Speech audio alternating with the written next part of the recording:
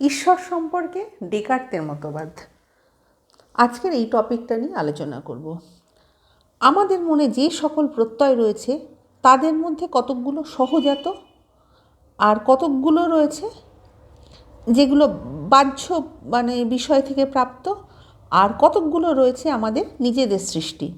যত প্রত্যয় আমাদের মনের মধ্যে রয়েছে তাদের মধ্যে ঈশ্বরের প্রত্যয় বিশেষ করে যেটা দৃষ্টি আকর্ষণ করে। এখন প্রশ্ন হলো, এই প্রত্যয় আমাদের মনের মধ্যে কোথা থেকে আসে? নিশ্চয়ই এই প্রত্যয় এটা আমাদের পক্ষে এটা কোনো কিছু একটা সৃষ্টি করা অসম্ভব। এই যে ঈশ্বরের যে প্রত্যয়, এটা আমরা কখনো সৃষ্টি করতে পারি না। নিশ্চয়ই এর একটা কোনো অস্তিত্ব রয়েছে। ঈশ্বরের প্রত্যয়ের এক পূর্ণ এবং অনবদ্য পুরুষের যে প্রত্যয়টা রয়েছে সেটা আমাদের মধ্যে রয়েছে, প্রত্যেকের মধ্যেই সেটা রয়েছে, যিনি আপনাতে আপনি সম্পূর্ণ। আমরা যেরকম সসীম, ডেকার্ত তিনি বলছেন, কিন্তু যিনি ঈশ্বর তিনি নিজে নিজেই তিনি সম্পূর্ণ। তাকে কোনোভাবেই কিন্তু অসম্পূর্ণ বলা যায় না, তার কোনো ত্রুটি নেই এবং তিনি সব কিছুতেই অনবদ্য। যিনি অসীম, যিনি সর্বজ্ঞ, যিনি সর্বশক্তিমান, যিনি প্রত্যেক বিষয়ে পূর্ণ। এই যে পূর্ণর যে ধারণা, এইটা আসছে কোত্থেকে? এই পূর্ণতার সঙ্গে আমরা অপরিচিত, সুতরাং আমাদের পক্ষে এই প্রত্যয় গঠন করা অসম্ভব যে ঈশ্বর যে তার যে প্রত্যয়, এটা আমাদের পক্ষে আমরা আমাদের এই ধারণা রয়েছে, কিন্তু এটা আমাদের তৈরি করা অসম্ভব। একমাত্র পূর্ণ পুরুষই এই প্রত্যয় আমাদের মনের মধ্যে সংস্থাপিত করতে পারে। এটা ছাড়া অন্য কোনো উপায়ে আমাদের মনের মধ্যে এই প্রত্যয়ের প্রবেশ অসম্ভব। সুতরাং ঈশ্বরের যে অনবদ্যর যে অস্তিত্ব রয়েছে, এটা সাধারণভাবে আমরা যদি বলি তাহলে সেটা কিন্তু হয় না। কিন্তু তার যে এই যে প্রত্যয়ের যে পূর্ণতার যে প্রত্যয়, এটা আসছে কি করে? এটা নিয়ে আমাদের মধ্যে একটা প্রশ্ন দেখা দিচ্ছে।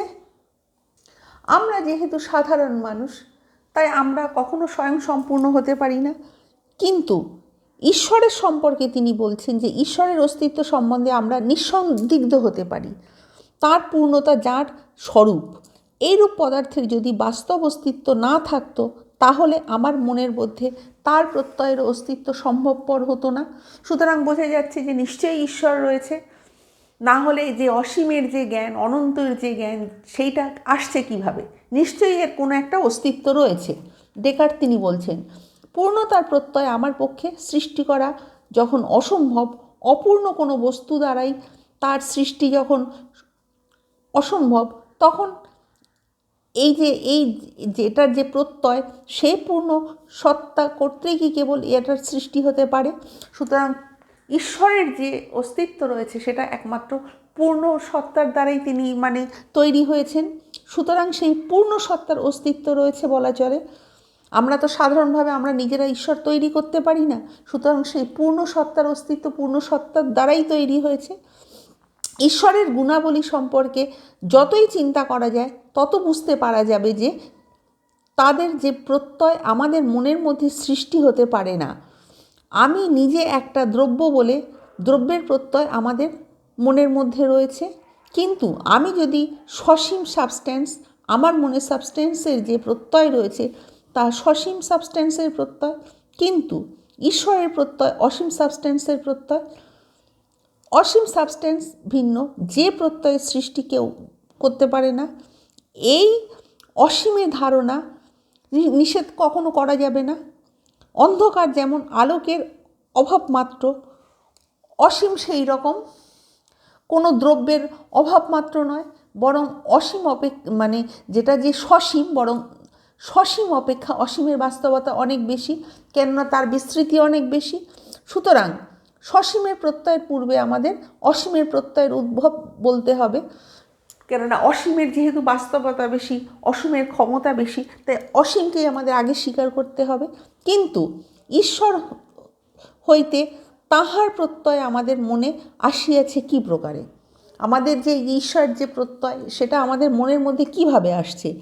ইন্দ্রিয়ের মাধ্যমে নিশ্চয়ই আসেনি তা নিশ্চিত, কেননা ইন্দ্রিয়ের মাধ্যমে আমরা যেটা দেখছি সাধারণ সব কিছু দেখতে পাই। সুতরাং ইন্দ্রিয়ের মাধ্যমে যেটা আসছে না সেটা বলা যাচ্ছে, কেননা ইন্দ্রিয় হতে জ্ঞাত প্রত্যয় ইন্দ্রিয়ের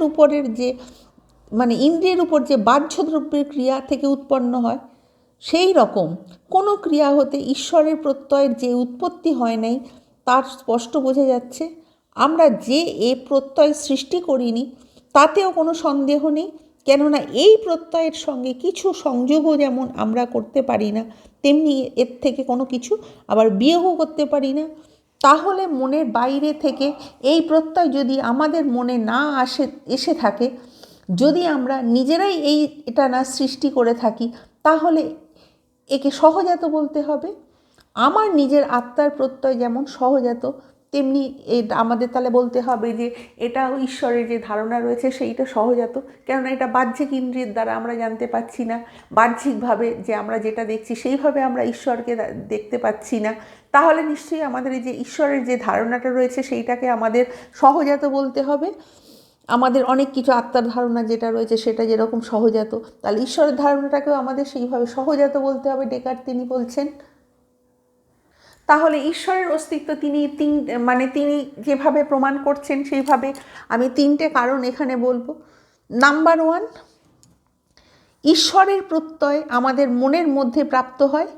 আমাদের মনের মধ্যে এই প্রত্যয়ের অস্তিত্বের নিশ্চয়ই কোনো কারণ আছে, সেই কারণই হলো ঈশ্বর। সুতরাং এটা আমাদের সম্পূর্ণভাবে মনের বিষয়, এবং আমাদের মনের মধ্যে যে ঈশ্বরের যে অস্তিত্বটা রয়েছে সেটা আমরা কখনো অস্বীকার করতে পারি না। ডেকার্ট তিনি এইভাবে ব্যাখ্যা করছেন। নাম্বার 2, আমাদের নিজেদের অপূর্ণতা, বিশেষ করে সেই অপূর্ণতার জ্ঞান থেকেও ঈশ্বরের অস্তিত্ব অনুমিত হয়। আমাদের কোনো বিষয়ে পূর্ণতা না থাকলেও নানাবিধ পূর্ণতার জ্ঞান আমাদের আছে। এই পূর্ণতা কোথায় অবস্থিত? আমাদের মধ্যে যখন নয়, তখন আমাদের অপেক্ষা পূর্ণতর এমন কোনো সত্তা নিশ্চয়ই আছে যার উপর আমরা নির্ভরশীল, যার নিকট থেকে আমাদের যা কিছু আছে আমরা সব কিছু তার থেকেই প্রাপ্ত করছি। সুতরাং বোঝা যাচ্ছে যে পূর্ণতার যে ধারণা বা ঈশ্বরের যে ধারণা আমাদের মনের মধ্যে রয়েছে, আমরা সসীম হলেও কি হবে, আমাদের মনের মধ্যে যে পূর্ণতার ধারণা রয়েছে আমরা সেখান থেকে আমরা কিন্তু সব কিছু আমরা প্রাপ্ত করছি। নাম্বার 3, ঈশ্বরের প্রত্যয় থেকে ঈশ্বরের অস্তিত্বের যে প্রমাণ পাওয়া যায় তারই সর্বোৎকৃষ্ট প্রমাণ আমাদের মনের মধ্যে অবস্থিত বিভিন্ন প্রত্যয়ের মধ্যে যে প্রত্যয় সর্বোৎকৃষ্ট ও সর্বশ্রেষ্ঠ তার পর্যবেক্ষণের সময়, অর্থাৎ পূর্ণতম পুরুষের প্রত্যয়ের পর্যবেক্ষণের সময় দেখতে পাই যে অন্যান্য প্রত্যয়ের মতো এর যে কেবল বাস্তব অস্তিত্বের সম্ভাবনা আছে তা নয়, কিন্তু এর যে অবশ্যম্ভাবী অস্তিত্ব আছে। যত প্রকারের আমরা এখানে একটা এক্সাম্পল ব্যবহার করা হচ্ছে, এখানে একটা ত্রিভুজের একটা এক্সাম্পল দিয়ে বলা হচ্ছে যে যত প্রকারের ত্রিভুজ হতে পারে তার প্রত্যেকের কোণের সমষ্টি যে 2 সমকোণের সমান, ত্রিভুজের প্রত্যয়ের মধ্যে এই সত্যের মূল নিহিত আছে। তেমনি অবশ্যম্ভাবী, অর্থাৎ যেটা নেসেসারি এক্সিস্টেন্স এর অস্তিত্ব এই পূর্ণতম সত্তার প্রত্যয়ের অন্তর্ভুক্ত, এবং ইহা হইতে পূর্ণতম সত্তার বাস্তবিক অস্তিত্ব অনুমান করতে পারা যাচ্ছে। সুতরাং পূর্ণতার এখানে পরিষ্কারভাবে এই যে ত্রিভুজের এক্সাম্পল দিয়ে তিনি ঈশ্বরের অস্তিত্ব তিনি ব্যাখ্যা করতে চাইছেন। অন্য কোনো প্রত্যয়েরই অবশ্যম্ভাবী অস্তিত্ব নেই, কিন্তু এই পরম সত্তার প্রত্যয় থেকে অবশ্যম্ভাবী ও নিয়ত অস্তিত্ব অবিচ্ছেদ্য। আমাদের ভ্রান্ত সংস্কারের জন্য আমরা দেখতে পাই না। অন্য যত পদার্থ আছে তাদের বাস্তব অস্তিত্ব ও তাদের প্রত্যয়ের মধ্যে আমরা এটা পার্থক্য করতে অভ্যস্ত।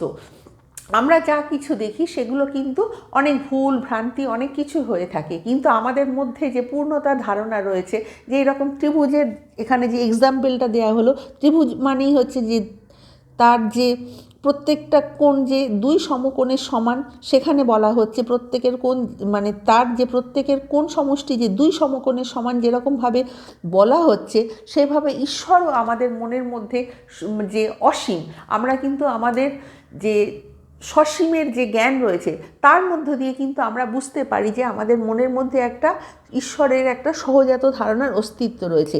এটা আমরা কিন্তু কখনো আমরা অস্বীকার করতে পারি না। আবার অনেক সময় কল্পনার সাহায্যে যে সমস্ত বস্তুর অস্তিত্ব নেই তাদেরও আমরা কল্পনা করি। এই জন্যই পরম পুরুষের প্রত্যয় কল্পিত প্রত্যয় সকলের একটা কিনা, অথবা যে সকল প্রত্যয়ের অবশ্যম্ভাবী অস্তিত্ব নেই তাদের একটা কিনা, সে সম্বন্ধে স্বভাবতই একটা সন্দেহের উদ্রেক হচ্ছে।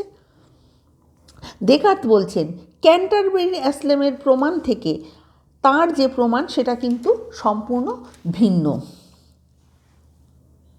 অ্যাসলেমের প্রমাণটা, সেখানে এরকম বলা হচ্ছে যে ঈশ্বর শব্দের অর্থ সম্বন্ধে বিবেচনা করলে বুঝতে পারা যায় যে যাকে পূর্ণতম ভিন্ন অন্য কোনো রূপে চিন্তা করা যায় না, সেটাই হলো ঈশ্বর। সুতরাং ঈশ্বর তিনি হচ্ছেন সেটাই, যিনি হচ্ছে পূর্ণতম ছাড়া তাকে কিন্তু কখনো চিন্তা করা যাবে না। কিন্তু চিন্তার অস্তিত্বের সঙ্গে বাস্তব অস্তিত্ব থাকলে তা কেবল চিন্তার নিবদ্ধ অস্তিত্ব অপেক্ষা পূর্ণতর হয়। সুতরাং ঈশ্বর যে কেবল চিন্তাতেই আছেন তা নয়, তার বাস্তব অস্তিত্বও রয়েছে। এই সিদ্ধান্তে স্পষ্টত দোষযুক্ত হচ্ছে। এটা থেকে যা যুক্তিসঙ্গত সিদ্ধান্ত সেটা হলো ঈশ্বর বস্তুত আছেন, এইভাবে ভিন্ন তাকে চিন্তা করা যায় না। কিন্তু এটা হতে তার অস্তিত্বের বাস্তবতার অবশ্যম্ভাবী বলে প্রমাণিত হয় না।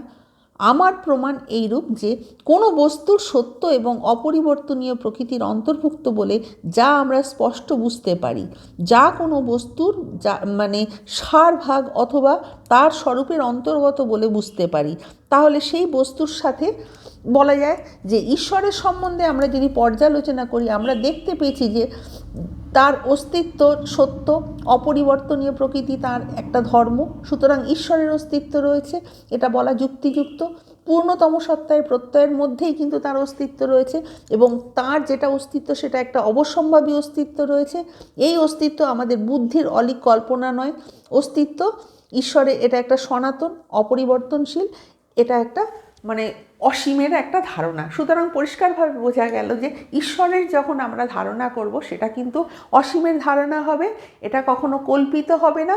এবং বাস্তবের সঙ্গে কিন্তু আমরা যদি চিন্তা করি, আমরা যদি সসীম কিছু দিয়ে চিন্তা করি, সেখানে কিন্তু অটোমেটিক্যালি একটা অসীমের আমরা চিন্তার ভাব একটা পেয়ে যাচ্ছি। সুতরাং ঈশ্বরের যে ধারণা এটা কিন্তু আমরা কখনো অস্বীকার করতে পারি না।